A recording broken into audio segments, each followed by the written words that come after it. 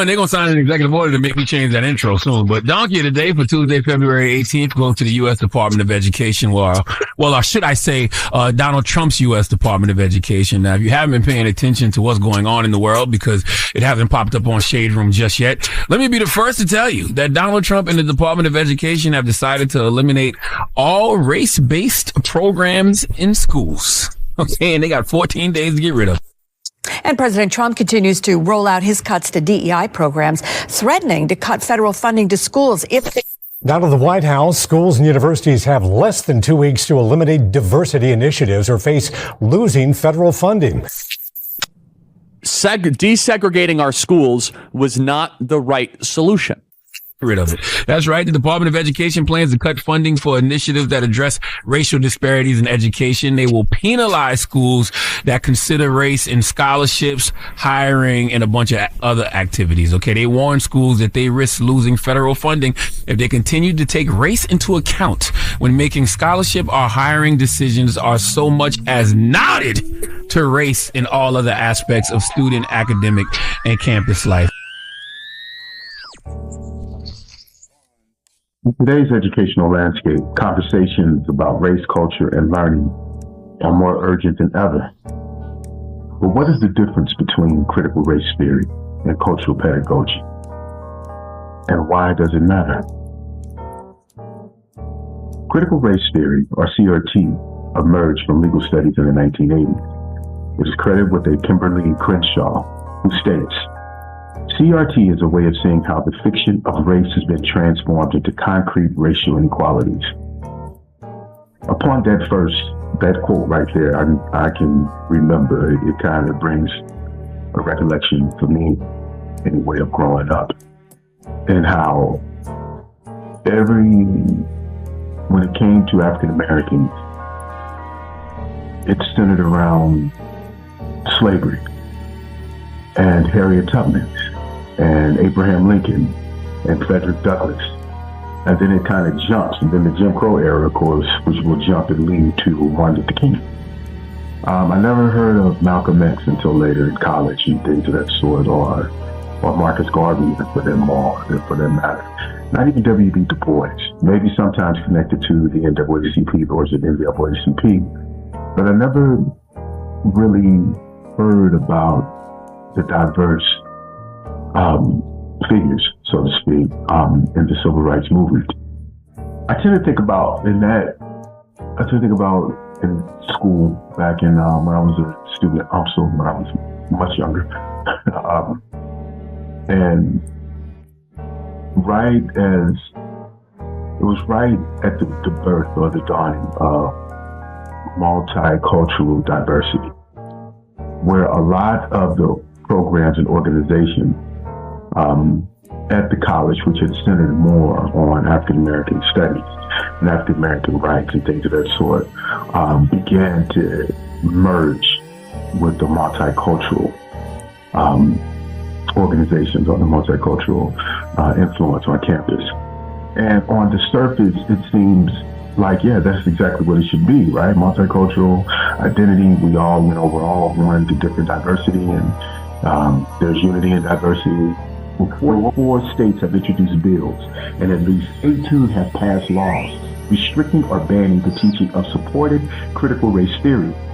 Just 12 states, Arkansas, Colorado, Delaware, Florida, Illinois, Mississippi, New Jersey, New York, Rhode Island, South Carolina, Tennessee, and Washington have Black history mandates for K-12 public schools. In addition, Connecticut, Delaware, Maine, and Rhode Island have legislated Black history courses or electives during the last 2 years. But several of the 12 states have new laws on the books that limit their curriculum. Look at this. If we look at the history of Black history education, whenever there is some form of social or racial strife within society, there is always this connection to increasing Black history in public schools. You saw that right after the Civil War and after Reconstruction during the late 19th century. You saw that as well during the lynching era in the early 20th century. You saw that in the 1960s during the movement. And more recently, you even saw it during the Black Lives Matter movement. A recent example of these principles in action is Kendrick Lamar's Super Bowl performance, halftime performance. Through powerful symbolism and narrative, Lamar addressed systematic inequalities and celebrated cultural identity on one of the world's largest stages. By showcasing Lamar's performance, you can illustrate the relevance of both CERT and I guess cultural pedagogy beyond academic settings, demonstrating their impact on popular culture and public discourse. Now, once again, to give you a breakdown on culture relevant pedagogy, it is a teaching approach that centers students' cultural identities, experiences, and backgrounds within the learning process. Now, this was developed by Gloria Ladson-Billings. Cultural, or CRP, aims to make education more meaningful and engaging by connecting academic content to students' lived experiences and cultural context. The three core principles of cultural and race-relevant pedagogy are academic success, cultural competence, and social-political consciousness. CRT focuses on analyzing systematic inequalities and power structure, which is something that I feel which is most pertinent. Call me old school or biased or stuck in my ways.